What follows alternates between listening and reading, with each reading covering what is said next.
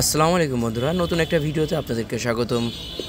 আজকে গিয়েছিলাম কান্তনগর রাজা রামনাথ রায়ের মন্দির থেকে শ্রীকৃষ্ণের জন্মাষ্টমী উপলক্ষে নদীপথের মাধ্যমে কান্তজি মন্দির থেকে নদীপথে রাজা রামনাথের রাজবাড়ি পর্যন্ত আনা হয়। সম্প্রদায়ের হিন্দু ধর্মাবলম্বী অনেক লোকজন এখানে জমায়েত হয়েছিল এবং এই অনুষ্ঠানকে কেন্দ্র করে মেলার আয়োজন করা হয়েছিল। এখানে বিভিন্ন ধরনের গ্রাম্য ফাস্টফুড এবং অনেক লোকের সমাগম দেখা যাচ্ছে। বিশেষ করে পানের দোকান,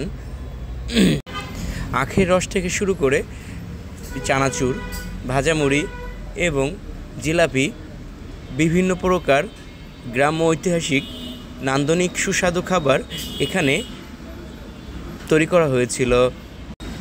বিশেষ করে এই স্থানে দোকানের থেকে মানুষের পরিমাণই বেশি ছিল।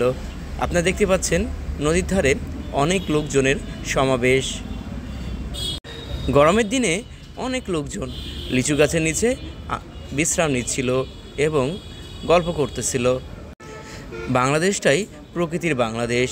এখানে মানুষ মেলা, জনসমাবেশ হতে এরা অনেক বেশি পছন্দ করে, কারণ বাংলাদেশের মানুষ খুবই মিশুক প্রকৃতির এবং গল্পপ্রিয় হয়ে থাকে।